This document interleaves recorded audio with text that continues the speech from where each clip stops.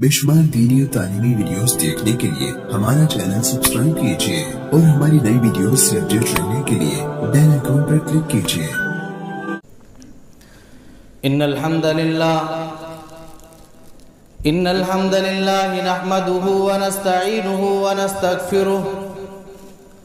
ونعوذ بالله من شرور انفسنا ومن سيئات اعمالنا من يهده الله فلا مضل له ومن يضلل فلا هادي له واشهد ان لا اله الا الله واشهد ان محمدا عبده ورسوله ارسله بالحق بشيرا ونذيرا يا ايها الذين امنوا اتقوا الله حق تقاته ولا تموتن الا وانتم مسلمون يا ايها الناس اتقوا ربكم الذي خلقكم من نفس واحده وخلق منها زوجها وبث منهما رجالا كثيرا ونساء واتقوا الله الذي تساءلون به والأرحام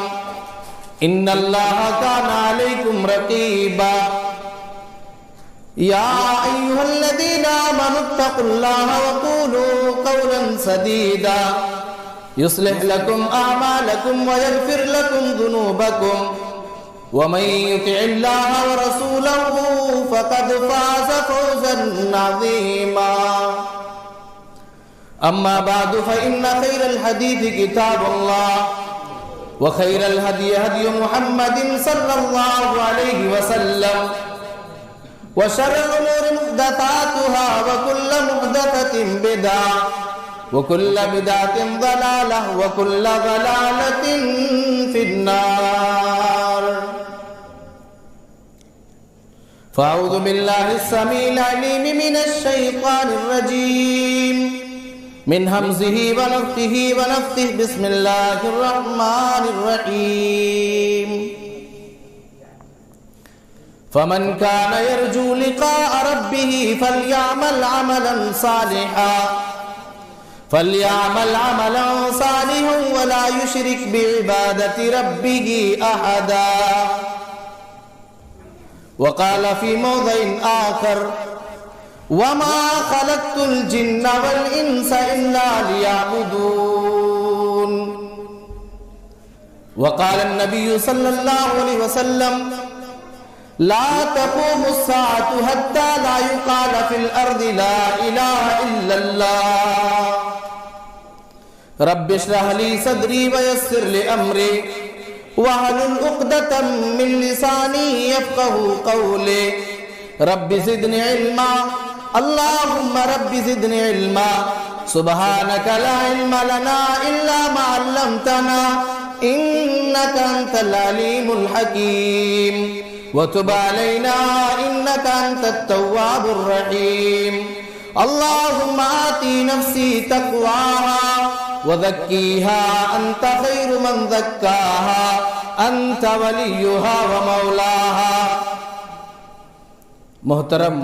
علماء کرام، سامعین اعظام، نوجوان ساتھیوں، بزرگوں، پردہ نشین، میری ماں اور بہنوں،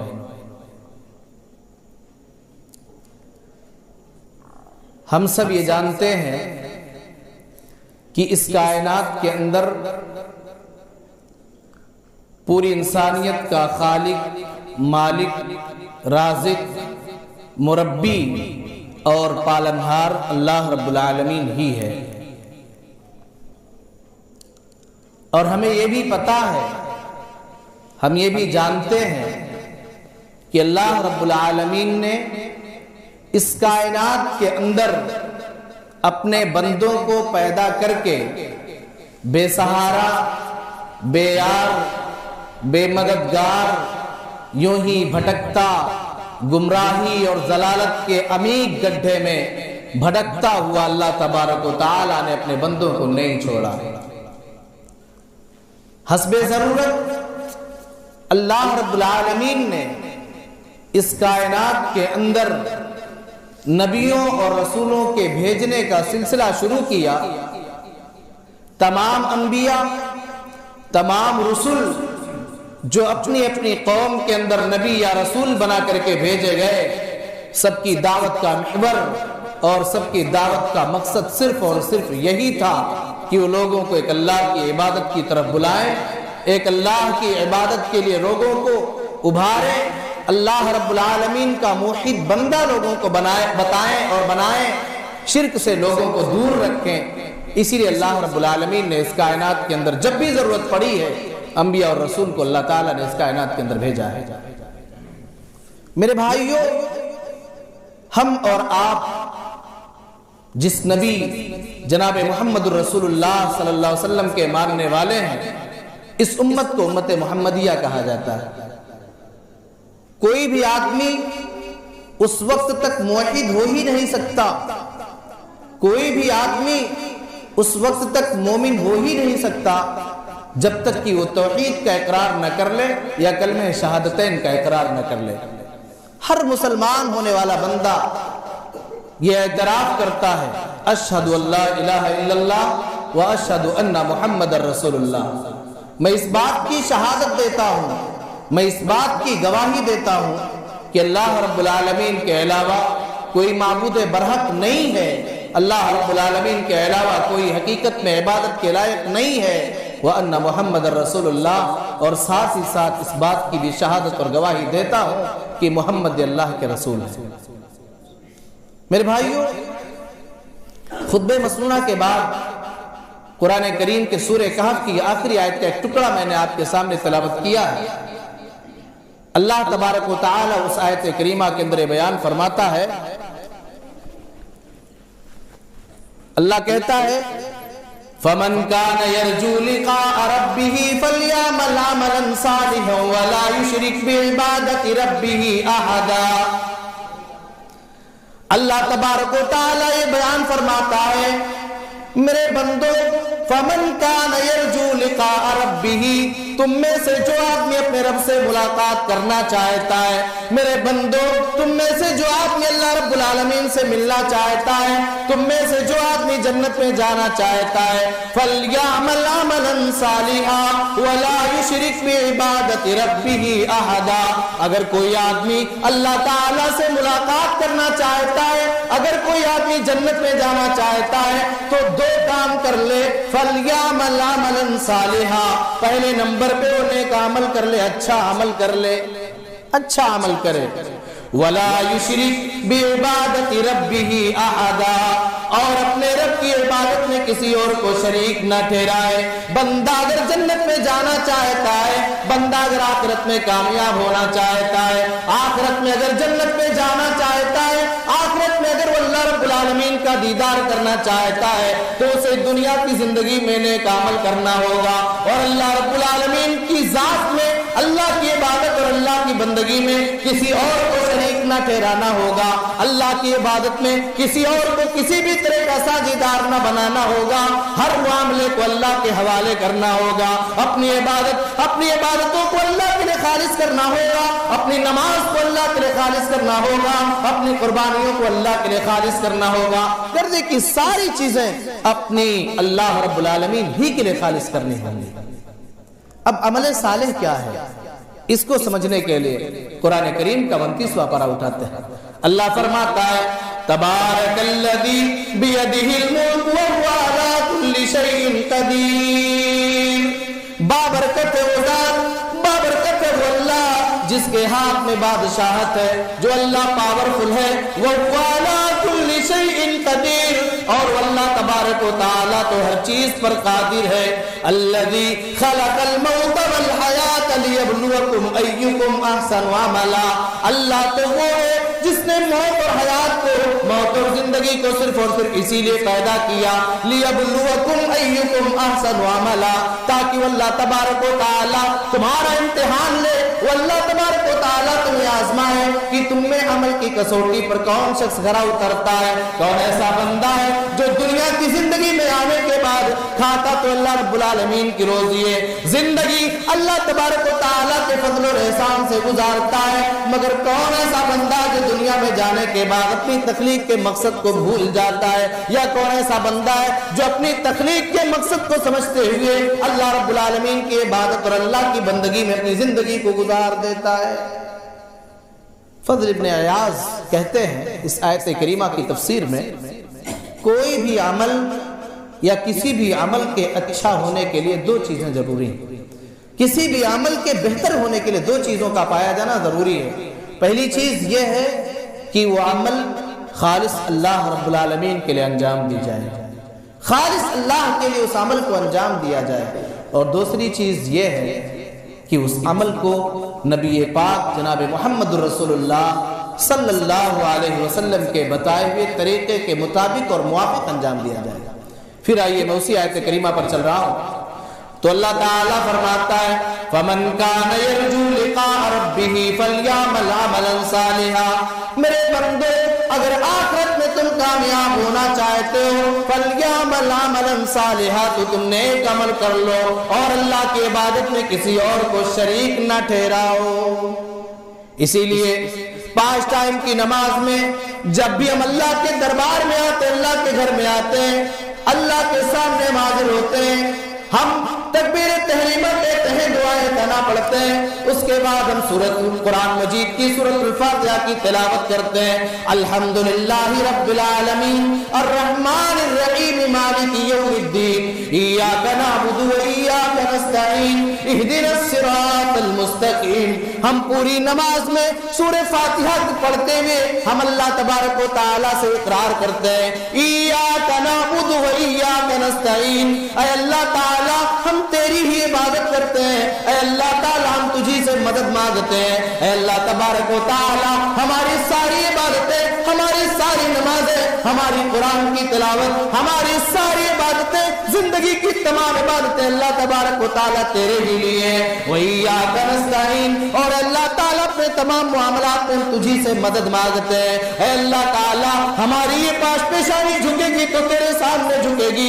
اے اللہ ہمارا یہ ہاتھ اٹھے گا تو تیرے آگے اٹھے گا، اے اللہ ہماری یہ پیشانی جب بھی زمین پر جائے گی اے اللہ تیرے لیے جائے گی، تجھے راضی کرنے کے لیے جائے گی، تجھے خوش کرنے کے لیے ہماری یہ پیشانی زمین پر جھکے گی۔ ایاک نعبد و ایاک نستعین۔ اور میرے بھائیو، جیسا کہ میں نے آپ کو کہا کہ اللہ رب العالمین نے اس کائنات کے اندر تمام نبیوں کو توحید کی دعوت دے کر کے بھیجا۔ اللہ تعالیٰ قرآن میں فرماتا ہے وَلَقَدْ بَعَثْنَا فِي كُلِّ أُمَّةٍ رَسُولًا أَنِ اعْبُدُوا اللَّهَ وَاجْتَنِبُوا الطَّاغُوتَ، ہر امت کے اندر ہم نے رسولوں کو بھیجا، ہر امت کے اندر ہم نے پیغمبروں کو بھیجا، سارے نبیوں سارے رسولوں کو جو ہم نے بھیجا گرچہ انہیں کسی بھی قبیلے کے لیے بھیجا گیا ہو مگر سارے نبیوں کی دعوت کا محور ایک تھا، وَلَقَدْ بَعَثْنَا فِي كُلِّ أُمَّةٍ رَسُولًا أَنِ اعْبُدُوا اللَّهَ وَاجْتَنِبُوا الطَّاغُوتَ، سارے رسولوں نے اپنے قوم کو اسی بات کی دعوت دی اور ہم نے بھی یہی پیغام دے کر کے بھیجا تھا، اے لوگوں، اے میرے پیغمبروں، جاؤ اپنی قوم کے لوگوں کو تم بتاؤ أَنِ اعْبُدُوا اللَّهَ، تم ایک اللہ کی عبادت کرو، ایک اللہ کے سامنے سر کو جھکاؤ، ایک اللہ سے بیٹا بیٹی مانگو، ایک اللہ سے اپنی مشکل کشائی اور حاجت روائی کا سوال کرو، اللہ کے علاوہ کسی اور کے در پہ اپنے سر کو نہ جھکاؤ۔ وَلَقَدْ بَعَثْنَا فِي كُلِّ أُمَّةٍ رَسُولًا أَنِ اعْبُدُوا اللَّهَ وَاجْتَنِبُوا الطَّاغُوتَ، اور طاغوت کی عبادت سے بچو، اللہ کے علاوہ جو بھی دنیا کے اندر معبود بنا لیے جائیں ان تمام کی عبادت اور بندگی سے اپنے آپ کو دور رکھو۔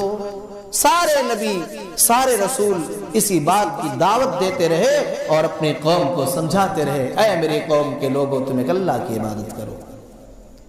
اور یہ توحید اور یہ ایمان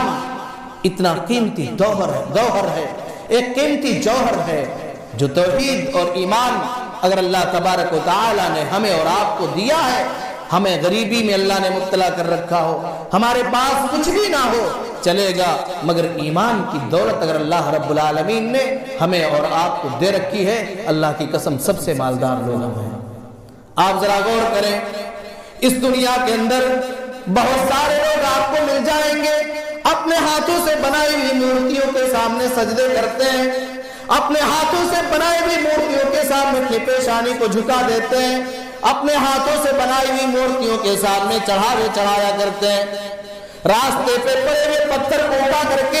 اپنے گھروں میں لاتے اور پھر ان کے سامنے سجدے کیا کرتے ہیں، انہیں عظمت اور تقدس کی نگاہ سے دیکھا کرتے ہیں۔ میرے بھائیو، اللہ تعالیٰ قرآن میں فرماتا ہے ان الذین کفروا وماتوا وهم کفار فلن يقبل من احدهم ملء الارض ذهبا۔ میرے وہ بندے جو دنیا کی زندگی میں ایمان لائے بغیر مر گئے، میرے وہ بندے جن لوگوں نے دنیا کی زندگی میں کفر کیا تھا، جن لوگوں نے دنیا کی زندگی میں اللہ کی عبادت نہ کی تھی اور کفر کی حالت ہی میں ان کا انتقال ہو گیا، اگر اللہ تعالیٰ کل قیامت کے دن زمین بھر سونا بھی انہیں دے دے فَلَن يُقْبَلَ مِنْ أَحَدِهِمْ مِلْءُ الْأَرْضِ ذَهَبًا، اور کل قیامت کے دن جب انہیں جہنم کے اندر ڈالا جانے لگے، یہ اللہ کے سامنے آئے اور فریاد کرنے لگے اے اللہ یہ زمین بھر سونا، اے اللہ یہ زمین بھر سونا لے کر کے تیرے سامنے آ رہے ہیں، اے اللہ تعالیٰ یہ زمین بھر سونا تو قبول کر لے، اور اے اللہ تعالیٰ یہ زمین کے برابر پورا سونا ہم تجھے دے رہے ہیں،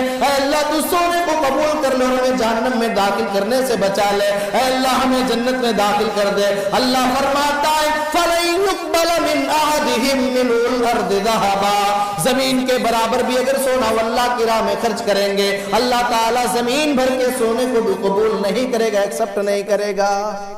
میرے بھائیو، یہ توحید ہے، یہ ایمان ہے جسے اللہ تبارک و تعالیٰ نے ہمیں اور آپ کو دیا ہے۔ ہم خوش نصیب ہیں، اس نعمت پر اللہ رب العالمین کا ہم سب کو شکر ادا کرنا چاہیے کہ اللہ نے ہمیں موحد بنایا ہے، اللہ نے ہمیں ایمان جیسی دولت سے نوازا ہے۔ یہ ایمان اگر نہیں ہے تو پھر جنت میں داخلہ ممکن نہیں۔ میرے بھائیو ذرا غور کریں، مگر افسوس کب ہوتا ہے؟ آج ہمیں یہ پتہ چلتا ہے جب ہم اپنے سماج اور معاشرے پر نظر دوڑاتے ہیں، آج ہم نے اس ایمان کی کوئی ویلو ہی نہیں سمجھی، آج ہم نے اس ایمان کو معمولی سمجھ لیا،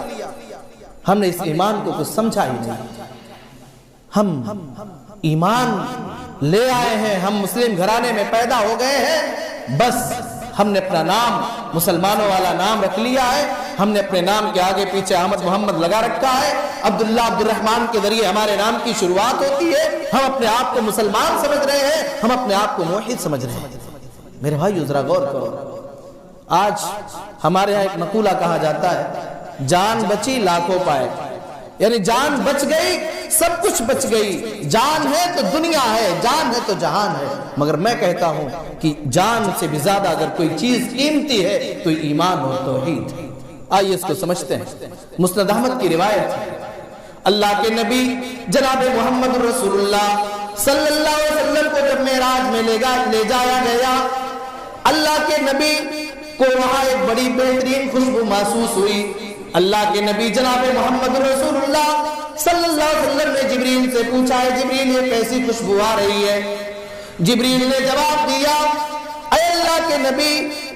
یہ فرعون کی نوکرانی جو عورت تھی اس عورت کی خوشبو ہے، اللہ تعالیٰ نے اسے جنت کے اندر داخل کر دیا ہے۔ میری بہنوں ذرا غور سے سننا، آج آپ کے بیٹے کی طبیعت خراب ہو جائے، آج آپ کا بیٹا بیمار ہو جائے، آپ فوراً اپنے بیٹے کے ہاتھ میں تعویذ باندھ دیا کرتی ہیں، آپ اپنے بیٹے کے گلے میں لال پیلے کالے کلر کا دھاگا باندھ دیا کرتی ہیں، کوئی اپنے ہاتھ میں دھاگا پہنے ہوئے ہے تو کوئی گلے میں تعویذ لٹکائے ہوئے ہے، کوئی اپنے ہاتھ میں تعویذ باندھے ہوئے ہے۔ ذرا غور کرو، یہ فرعون کی خادمہ ہے، فرعون کی نوکرانی ہے۔ اللہ کے نبی کے سوال پر جبریل نے بتایا اے اللہ کے نبی یہ خوشبو جو آپ کو جنت میں مل رہی ہے یہ خوشبو فرعون کے گھر میں نوکرانی جو تھی، فرعون کی خادمہ تھی، اس کی خوشبو ہے۔ معاملہ یہ ہے ایک مرتبہ فرعون کی وہ نوکرانی فرعون کی بیٹی کو کنگھی کر رہی تھی، اچانک وہ کنگھی فرعون کی جو بیٹی کی کنگھی کی جا رہی تھی وہ کنگھی اس خادمہ کے ہاتھ سے چھوٹ کر کے زمین پر گر جاتی ہے۔ اس عورت نے، اس نوکرانی نے جب وہ کنگھی زمین پر گری اس نے کہا بسم اللہ، اس عورت نے اللہ تبارک و تعالیٰ کا نام لے لیا۔ فرعون کی بیٹی نے جب یہ سنا کہ یہ عورت اللہ کا نام لے رہی ہے، یہ میرے ابو کے علاوہ کسی اور کا نام لے رہی ہے، فرعون کی اس بیٹی نے پوچھا اے عورت میری نوکرانی تو کس کا نام لے رہی ہے، کس کا نام لے رہی ہے؟ کہا اے فرعون کی بیٹی میں اس ذات کا نام لے رہی ہوں جو میرا بھی اللہ ہے اور تیرا بھی اللہ ہے۔ کہا میں کیا تم میرے ابو کے علاوہ بھی کسی اور کو اللہ مانتی ہو، کسی اور کو بھی رب مانتی ہو؟ جواب دیا فرعون کی خادمہ نے جواب دیا ہاں وہ اللہ ہے، اللہ وہ ذات ہے جو میرا بھی رب ہے اور تیرا بھی رب ہے اور تیرے باپ کا بھی رب ہے۔ فرعون کی بیٹی نے کہا اے میری نوکرانی، اے خادمہ، میں اپنی اس بات کو اور تیری اس بات کو اپنے ابو سے کہہ دوں گی، میں فرعون سے کہہ دوں گی۔ اس نوکرانی نے کہا بڑے شوق سے جاؤ اپنے ابو سے بتا دو اور یہ کہہ دو کہ تمہاری نوکرانی تمہارے علاوہ کسی اور کو اپنا رب مان رہی ہے، تمہاری نوکرانی کسی اور کو اپنا رب مان رہی ہے۔ فرعون کی بیٹی آتی ہے اور اپنے باپ سے بتاتی ہے اے میرے ابو، آپ کے ٹکڑوں پر پلنے والی جو آپ کی خادمہ ہے وہ آپ کے علاوہ کسی اور کو بھی اپنا رب مان رہی ہے۔ فرعون نے بلوایا اور بلانے کے بعد اس خادمہ سے پوچھا، میری بہنوں ذرا غور کرنا، اس خادمہ سے پوچھا، فرعون نے کہا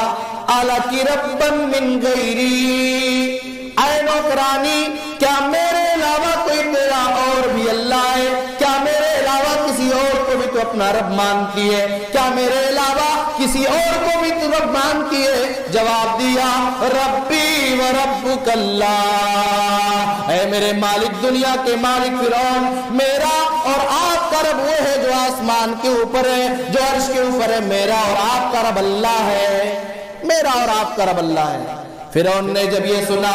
یہ سننے کے بعد فرعون نے کہا اے میری نوکرانی ذرا غور کر لے، ہوش و حواس میں آ جا ورنہ میں تجھے جان سے مار دوں گا، تیرے سارے بچوں کو بھی میں مار دوں گا۔ فرعون کی اس خادمہ نے کہا اے میرے مالک جو بھی سزا تو منظور ہے مگر میں اس ذات کے ساتھ کسی اور کو شریک نہیں کر سکتی، وہ اللہ جو میرا بھی رب ہے اور آپ کا بھی رب ہے۔ بالآخر فرعون نے اس عورت کے تمام بچوں کو جلا دیا، آگ تیار کی گئی، آگ میں ڈال دیا گیا، جلایا گیا، مگر اس ماں کی گود میں شیرخوار بچہ ہے، ایک دودھ پیتا بچہ ہے، سارے بچے جل گئے۔ جب اس دودھ پیتے بچے کو لے کر کے آگ میں داخل ہونے کی باری آئی، اس ماں کے دل میں تھوڑا سا اپنی بیٹی کی محبت جاگ گئی، آگ میں جانے سے ہچکنے لگی۔ مسند احمد کی روایت ہے عورت آگے پیچھے ہونے لگی۔ آج اللہ تعالیٰ نے چھوٹے بچے کو، ماں کی پستان اور چھاتی سے دودھ پینے والے بچے کو آج اللہ تعالیٰ نے قوت گویائی دے دی ہے۔ آج بچہ گود میں اپنی ماں سے کہتا ہے اے میری امی، اے میری ماں، گھبرانے کی ضرورت نہیں ہے، پریشان ہونے کی ضرورت نہیں ہے۔ اگر یہ فرعون آگ میں جلنے کو کہہ رہا ہے، آگ میں جانے کو کہہ رہا ہے، کود جاؤ، چلی جاؤ، آگ میں خود بھی جل جاؤ، مجھے بھی جلا دو، فرعون کی سزا کی مستحق ہو جاؤ۔ ان اللہ معنا، اللہ تبارک و تعالیٰ تو ہمارے ساتھ ہے۔ ذرا غور کرو میری ماں و بہنوں، مجھے جو موضوع دیا گیا ہے وہ توحید اور شرک کا موضوع میرے دوست شیخ احمد نے دیا ہے۔ غور کریں، سنیں، اس عورت پر آپ غور کریں،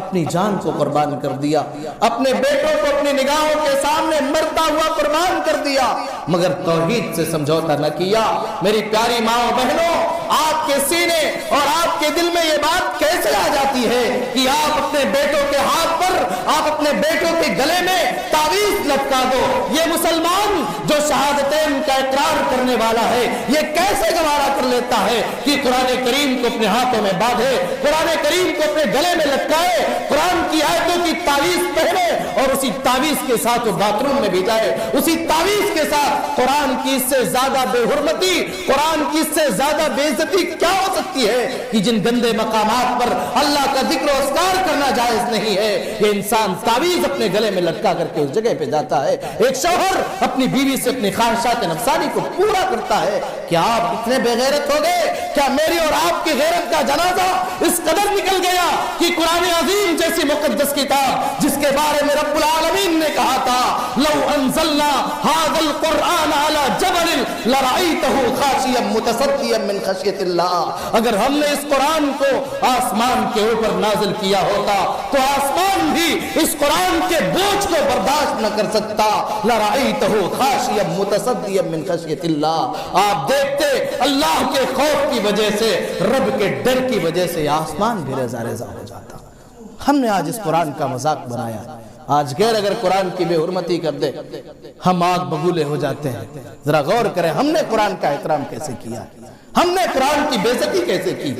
تعویذ کی شکل میں، گنڈے کی شکل میں. میرے بھائی اور آ گیا. اس ایمان کی اہمیت کو ہم نے سمجھا نہیں، اس ایمان کی ویلو کو ہم نے سمجھا نہیں. اور وہ اس لیے کہ ایمان ہمیں اور آپ کو فری میں مل گیا ہے. اس ایمان کے لیے ہم نے کچھ قربان نہیں کیا ہے. یاد کرو بلال رضی اللہ تعالیٰ عنہ کو دیکھو. بلال رضی اللہ تعالیٰ عنہ جب اللہ کے نبی جناب محمد رسول اللہ صلی اللہ علیہ وسلم نے توحید کا اعلان کیا، توحید کی دعوت دینی شروع کر دی، آپ نے لوگوں کو بلایا، اے میری قوم کے لوگوں، اے مکے کے لوگوں،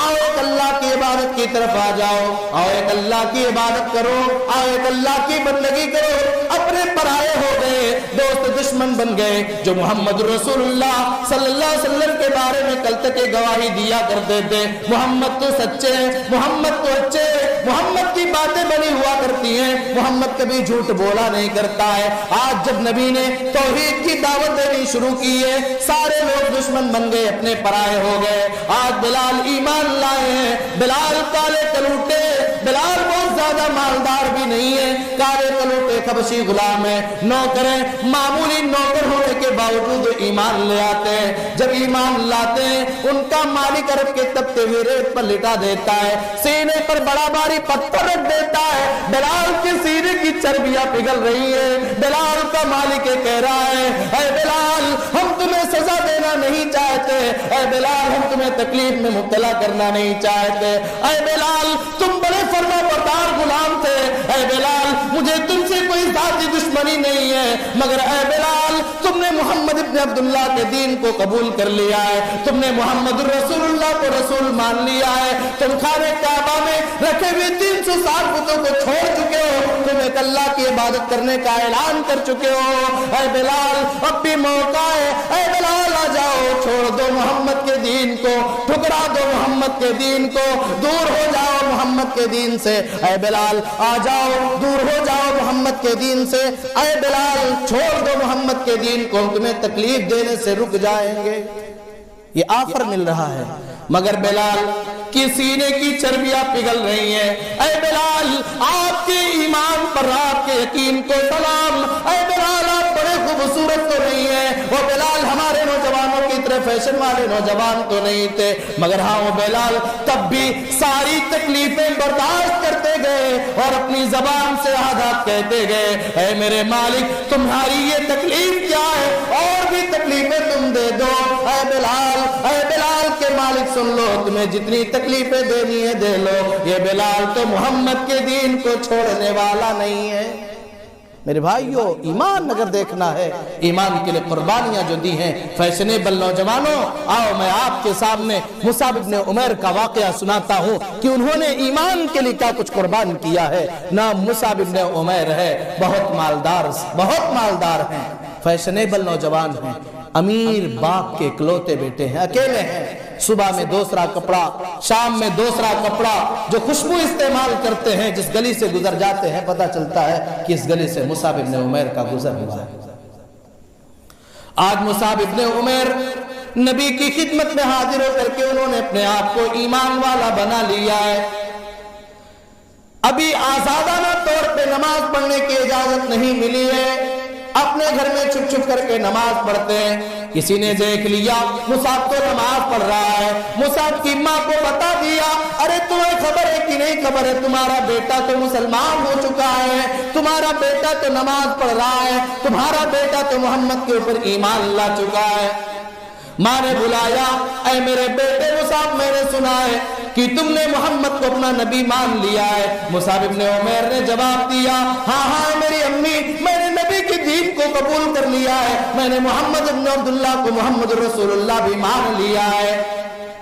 باپ کو پتا چلا، باپ نے بھی بلایا، اے مصعب میں نے سنا کہ تم نے محمد کو اپنا رسول مان لیا ہے، محمد کی دعوت کو قبول کر لیا ہے۔ جواب دیا، ہاں میرے ابو، میں نے محمد رسول اللہ کی دعوت کو بھی قبول کر لیا ہے، میں نے تو محمد کو نبی مان لیا ہے، میں نے تو محمد کو رسول مان لیا ہے، میرا معبود ایک ہے، میرا اللہ ایک ہے، میرا مولا ایک ہے۔ مصعب کے باپ نے کہا، اے میرے بیٹے جاؤ، آج سے تمہارے لیے میرے گھر کے دروازے بند ہو گئے۔ مصعب کی ماں نے بھی کہہ دیا، جاؤ آج کے لیے تمہارے لیے میرے گھر کے دروازے آج کے بعد سے بند ہو گئے، اب جب تک تم محمد کے دین پر قائم رہو گے تمہارے لیے ہمارے گھر میں رہنے کی کوئی گنجائش نہیں ہے۔ ذرا غور کرنا، یہ مصعب ابن عمیر ہے، دن میں صبح دوسرا کپڑا پہنتے ہیں، شام کو دوسرا کپڑا پہنتے ہیں، ان کے جوتے دوسرے ملک سے آ رہے ہیں، ان کا کپڑا دوسرے ملک سے آ رہا ہے، مگر وہ مصعب ابن عمیر اپنے گھر کو چھوڑ دیا۔ انہیں یہ بھی پتا ہے اگر میں محمد کے دین پر قائم رہوں گا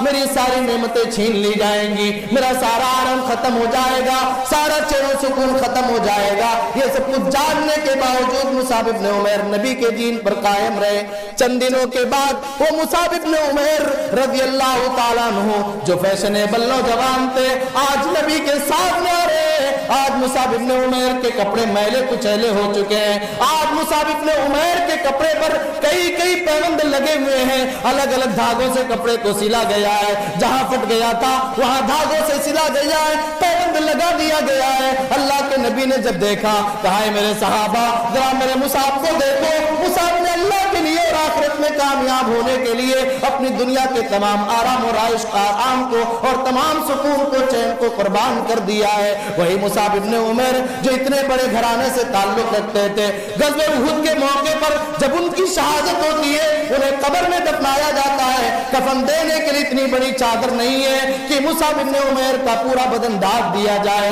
مصعب ابن عمیر کے سر کو ڈھانپا جاتا ہے تو پیر کھل جاتا ہے، پیر کی طرف اگر چادر کو رکھا جاتا ہے تو سر کھل جاتا ہے، سر کو ڈھانپا گیا اور پیر کو ڈھانکنے کے لیے گھاس رکھ دی جاتی ہے۔ ذرا غور کرو، وہ مالدار آدمی، اکیلے باپ کے اکیلے بیٹے، شہزادے، دنیا کی ساری نعمتوں کو قربان کر دیا ایمان کے لیے، توحید کے لیے۔ ایمان کی ویلیو اگر پوچھنا ہے تو ان سے جا کر کے پوچھو، ان کی زندگی کو اپنے سامنے رکھو۔ آج ہم نے ایمان کو بس ایسی آسان سمجھ لیا، کیوں؟ اس لیے کہ ہم نے ایمان کے لیے کوئی قربانی نہیں دی۔ پھر میں اپنی ماں اور بہنوں سے کہنا چاہتا ہوں کہ آپ کا دل یہ کیسے گوارا کر لیتا ہے کہ آپ کا بیٹا جب بیمار ہو آپ کسی کے در پہ چلی جاؤ، آپ کا بیٹا جب بیمار ہو آپ تعویذ اور گنڈے پر بھروسہ کیسے کر لیتی ہو؟ آپ کی ضمیر اور آپ کا ایمان یہ گوارا کیسے کرتا ہے؟ آپ کا تعلق تو ان عورتوں سے ہے جو عورتیں جنتی ہیں، آپ کا تعلق تو حضرت سمیہ جیسی نیک خاتون سے۔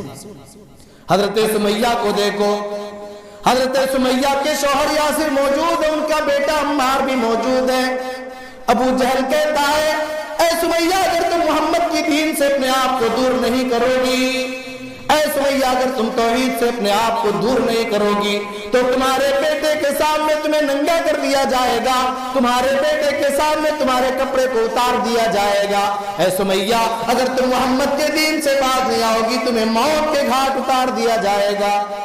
سب کچھ قربان کر دیا،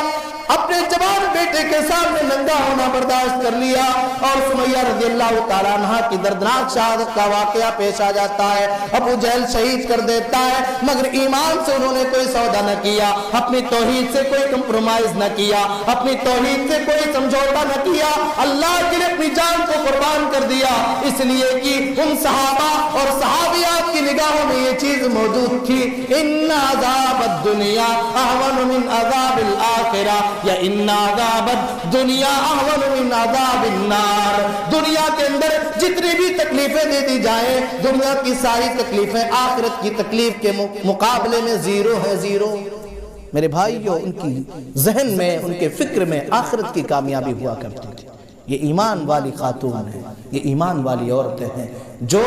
اللہ رب العالمین کے لیے اپنے جان کو قربان کر رہی ہیں۔ اور آپ غور کریں، یہ توحید جو ہے، یہ توحید میری اور آپ کی تخلیق کا مقصد ہے، بنیادی مقصد ہے۔ دنیا کے اندر کوئی بھی آدمی کوئی کام بے مقصد نہیں کرتا ہے۔ یہ مائک لگا ہے، اس کا ایک مقصد ہے کہ میری آواز اچھی طرح سے آپ تک پہنچے۔ ابھی اگر یہ مائک اپنا کام کرنا بند کر دے، اس مائک کو ہم کنارے رکھ دیں گے۔ یہ پین جو ہماری جیب میں لگا ہوا ہے، اس کا ایک مقصد ہے کہ ہم اس سے کچھ لکھیں۔ جب اس کی روشنائی ختم ہو جائے یا یہ قلم چلنا بند ہو جائے، ہم اس قلم کو جیب سے باہر نکال دیں گے۔ کیوں؟ اس لیے کہ اپنے مقصد میں کام کرنے سے رک گیا ہے، باز آ گیا۔ میرے بھائیو، اللہ تعالیٰ فرماتا ہے أَفَحَسِبْتُمْ أَنَّمَا خَلَقْنَاكُمْ عَبَثًا وَأَنَّكُمْ إِلَيْنَا لَا تُرْجَعُونَ۔ اے میرے بندو، کیا تم نے گمان کر لیا ہے، اے میرے بندو کیا تم نے یہ سمجھ لیا ہے انما خلقناکم عبثا، کہ ہم نے تمہیں دنیا کے اندر عبث پیدا کر دیا ہے۔ اے میرے بندو کیا تم نے یہ سمجھ لیا کہ ہم نے تمہیں دنیا کے اندر بے مقصد پیدا کر دیا ہے، ہم نے تمہیں دنیا کے اندر بلا وجہ پیدا کر دیا ہے۔ وَأَنَّكُمْ إِلَيْنَا لَا تُرْجَعُونَ، اور اے میرے بندو کیا تم نے یہ گمان کر لیا ہے کہ تم سب کو ہماری طرف لوٹایا نہیں جائے گا، تم سب کو ہماری طرف واپس نہیں بھیجا جائے گا۔ أَيَحْسَبُ الْإِنسَانُ أَن يُتْرَكَ سُدًى أَلَمْ يَكُ نُطْفَةً مِّن مَّنِيٍّ يُمْنَىٰ ثُمَّ كَانَ عَلَقَةً فَخَلَقَ فَسَوَّىٰ فَجَعَلَ مِنْهُ الزَّوْجَيْنِ الذَّكَرَ وَالْأُنثَىٰ أَلَيْسَ ذَلِكَ بِقَادِرٍ عَلَىٰ أَن يُحْيِيَ الْمَوْتَىٰ۔ یاد کرو، لقمان حکیم کو دیکھو، لقمان حکیم بھی اپنے بیٹوں کو توحید کی دعوت دے رہے ہیں۔ وَإِذْ قَالَ لُقْمَانُ لِابْنِهِ وَهُوَ يَعِظُهُ يَا بُنَيَّ لَا تُشْرِكْ بِاللَّهِ إِنَّ الشِّرْكَ لَظُلْمٌ عَظِيمٌ۔ اور دیکھو، غور کرو، یاد کرو، جب لقمان نے اپنے بیٹوں سے کہا تھا یا بنی لا تشرک باللہ، اے میرے بیٹے تم اللہ کے ساتھ کسی کو شریک نہ ٹھہرانا، اے میرے بیٹے تم اللہ کی عبادت میں کسی کو شریک نہ ٹھہرانا، ان الشرک لظلم عظیم، اے میرے بیٹے شرک تو بہت بڑا ظلم ہے، شرک بہت بڑا گناہ ہے۔ ایک جگہ تو اللہ تعالیٰ شرک کے بارے میں فرماتا ہے انہ من یشرک باللہ فقد حرم اللہ علیہ الجنہ ومأواہ النار وما للظالمین من انصار۔ اللہ تبارک و تعالیٰ کہتا ہے انہ من یشرک باللہ، جو آدمی اللہ کے ساتھ کسی کو شریک ٹھہرائے گا، جو آدمی اللہ کی عبادت میں کسی اور کو شریک اور سازیدار بنائے گا، فقد حرم اللہ علیہ الجنہ، اللہ تعالیٰ نے ایسے بندے کے اوپر جنت کو حرام قرار دے دیا ہے، ومأواہ النار، اور ایسے آدمی کا ٹھکانہ تو جہنم ہوگا، وما للظالمین من انصار، اور ظالموں کا کوئی معاون نہیں ہوگا، ظالموں کا کوئی مددگار نہیں ہوگا۔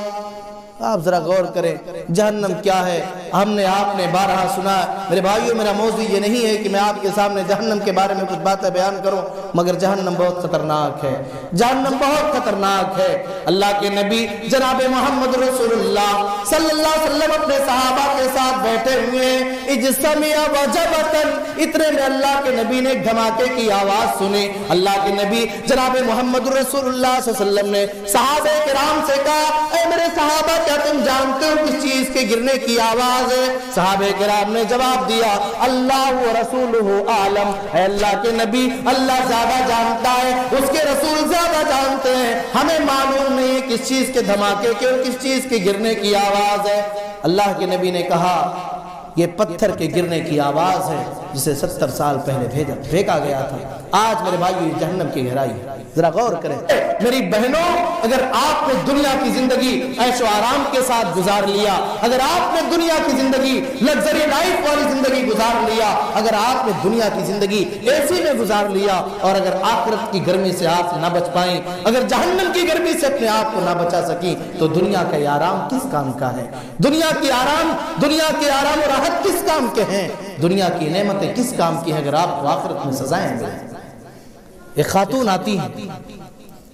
اللہ کے نبی جناب محمد رسول اللہ کے پاس۔ غور کرنا میری بہنوں، آج ہماری مسلمان بہنوں کا معاملہ یہ ہے کہ آج مغربی تہذیب کا اثر اتنا ہوا کہ ان لوگوں نے نبی صلی اللہ علیہ وسلم کی پیاری بیویاں، ہم سب کی مائیں، ہم سب کی ماؤں کی سیرت کو چھوڑ دیا۔ آج ہماری ماں اور بہنوں نے صحابیات کی سیرت کو چھوڑ دیا۔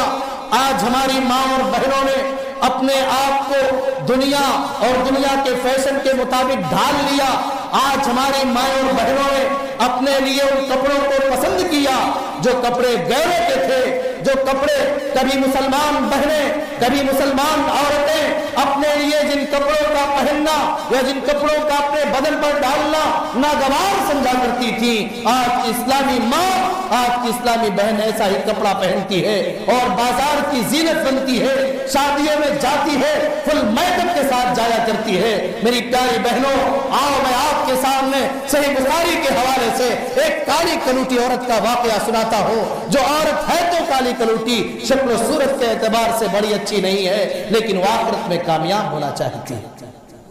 اللہ کے نبی جناب محمد رسول اللہ صلی اللہ علیہ وسلم کے پاس آتی ہے، اپنی مصیبت کو بیان کرتی ہے۔ اے اللہ کے نبی، انی امرات العذرا، اے اللہ کے نبی میں ایک ایسی عورت ہوں، مجھے مرگی کا دورہ آیا کرتا ہے، مرگی کی بیماری ہے۔